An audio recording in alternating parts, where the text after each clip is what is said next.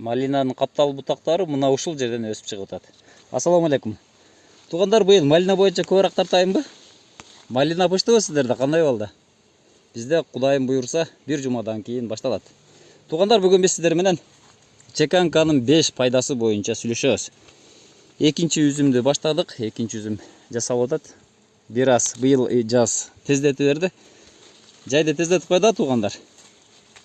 Өткөндөгү ысыкта кадимкидей тездеп калды. Экинчи үзүм бизде июндун 10-уна чейин жасалат эле. Азыр мыналар көрдүңүздөр өсүп кеткен. 5 пайдасы: биринчи, көлөкө болбойт. Үзүштө кыйын болуп калыптыр. 10-15 см үзөбүз. Экинчиси, аба жакшы айланат. Үчүнчүсү, оорубайт. Мөмө жемиштин бериши стимулдашат, чоңураак болушу мүмкүн. Мына ушундай пайдасы бар. Андан кийин кышка калып кетпейт. Мөмө кышка калып кетпейт. Бул жерден өсөт, чыгат, сразу мөмөгө берет. Азыр эгер мунаны албай турган болсоңуздар, бул ушинтип өсүп барып 4-5 метр өсөт дагы. 5 метр өспөсө дагы 4 метр өсүп барып, учунан мөмө бергиче чейин күз келет. Ошого ушундай алып коюш керек.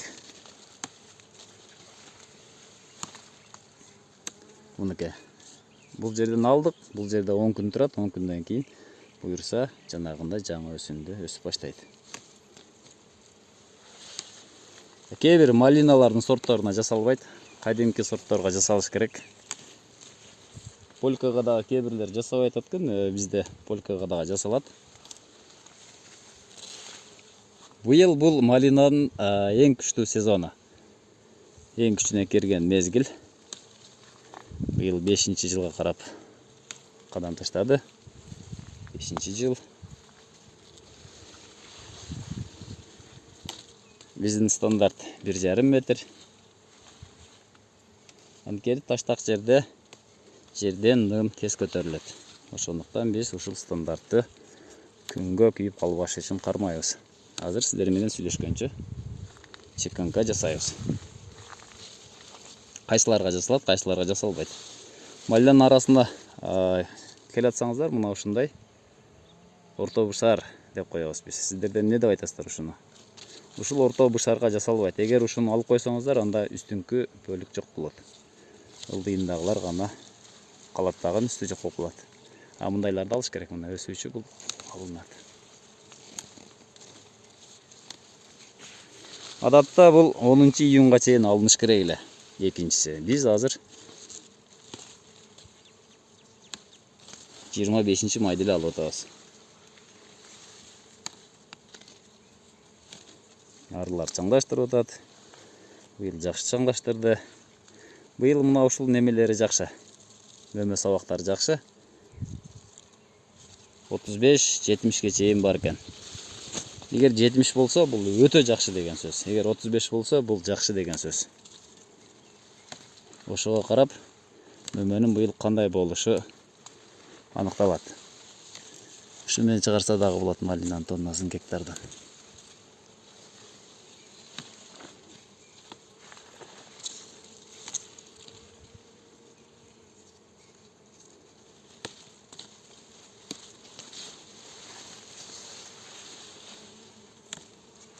Быйыл МПК бердик.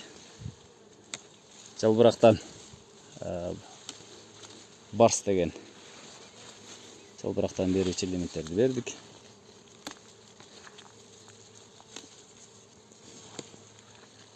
Орууга каршы же куртка каршы эч кандай дары колдонгонубуз жок. Малинабыз оорубай эле.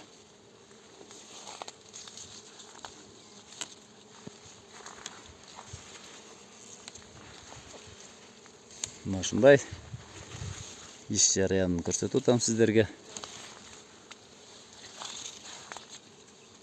Бир аз кеч калдык. 3-4 күн мурда кесилгенде бир аз ылдыйраак болуш керек эле да. Азыр 10-15 см алыш керек. 15 см уже катый баштап тур мындай болуп.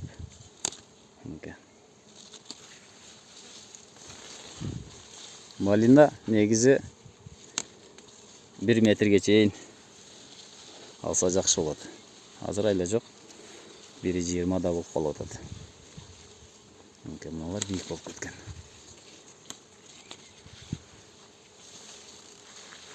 эчтеке болбойт, 3 күн кеч калат. Мыналар убагында алынган 1 метрден. Бул жерден мынакей өсүп каптал бутактар чыгып келет. Эгерде өтө жакшы баксаңыздар, бул жерден 3-өө чыгат. Эгерде бир аз азыраак баксаңыздар, анда 2-өө, кээ бирөөнөн 1-өө деле чыгып калышы мүмкүн. Бул баккандан көз каранды. Ушул жашыл үзүм болгондо азотко болгон талабы болот. Жашыл үзүмдөн кийин азот берсеңиздер болот. Эгерде кык салбаган болсоңуздар. Эгер кык жетиштүү болсо, анда азотко болгон талабы деле жок болот.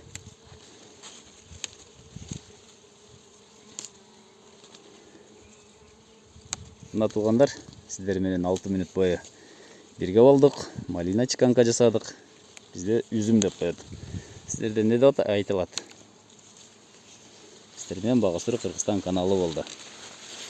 Дарын бериш керек, сууну жетиштүү берип туруш керек. Жерден ным мүмкүн болушунча гүлдөгөн учурда ашыкчараак берсеңиздер дагы эчтеке болбойт.